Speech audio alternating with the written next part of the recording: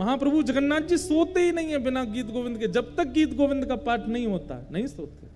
और केवल जगन्नाथ जी नहीं, बद्रीनाथ चले जाओ वहां पर भी गीत गोविंद का पाठ होता है, द्वारिका में भी गीत गोविंद का पाठ होता है। गीत गोविंद रात में सुनेंगे तभी ठाकुर जी को नींद आती है, तभी सोते हैं, क्योंकि रचेता जयदेव है। और वो जयदेव हैं कैसे? उन्होंने नियम ले लिया कि मैं एक वृक्ष के नीचे एक रात रहूंगा, अगले दिन दूसरे वृक्ष के नीचे सोते थे। इतना संग्रह भी नहीं किया कि कहीं मैं एक वृक्ष के नीचे 4 दिन रहा तो ऐसा ना हो जाए कि ये वृक्ष और ये स्थान मेरा है। लेकिन महाप्रभु जी को चिंता होती है जयदेव महाप्रभु की, मेरा जयदेव एक वृक्ष के नीचे सोता है, इतनी बड़ी रचना गीत गोविंद करने वाला एक वृक्ष के नीचे सोता है। तभी श्री जगन्नाथ जी ने एक योजना बनाई, और एक सुदेव नाम का ब्राह्मण था।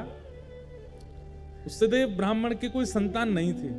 ठाकुर जी पहले ही योजना बना लेते हैं, तो सुदेव ब्राह्मण के पहले कोई संतान नहीं थी।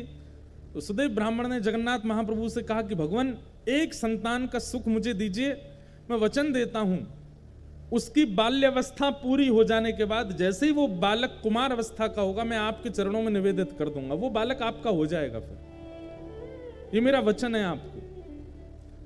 तो जैसे ही भगवान ने देखा कि भाई ये जयदेव महाप्रभु एक ही वृक्ष के नीचे रहते हैं, तभी ठाकुर जी ने विचार किया कि हम कैसे इनके इस वृक्ष के नीचे रहने वाले सिस्टम को दूर करवाएं। तभी ठाकुर जी को याद आया कि एक सुदेव ब्राह्मण था, उसने इतने वर्ष पहले हमसे कहा था कि एक संतान हो जाए तो वो हमें अर्पित करेगा।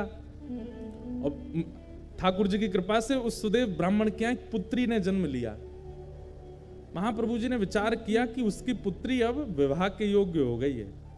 महाप्रभु जी ने उसको स्वप्न दिया सुदेव ब्राह्मण को, और स्वप्न में जाकर के उसको याद दिलाया कि तुमने हमसे कहा था एक संतान होगी तो तुम हमको अर्पित करोगे, तुम्हारी बेटी हुई, अब भूल गए अपना वचन। अगले दिन ही सुदेव अपनी बेटी लेकर के महाप्रभु जगन्नाथ जी के सामने गया। जय जय, मेरी धृष्टता क्षमा, मैं भूल गया था कि पुत्री आपको अर्पित करनी, मेरी पुत्री आप इसको स्वीकार करो। जैसे ही उसने प्रणाम किया, महाप्रभु जगन्नाथ जी उसके अंतस्थ में आ गए और बोलने लगे, बोले अब ये हमारी हो गई तो हम जहां जाएंगे वहां इसको लेके जाओ, हम जहां चाहेंगे वहां इसको दे आओ। बोले आज्ञा करो।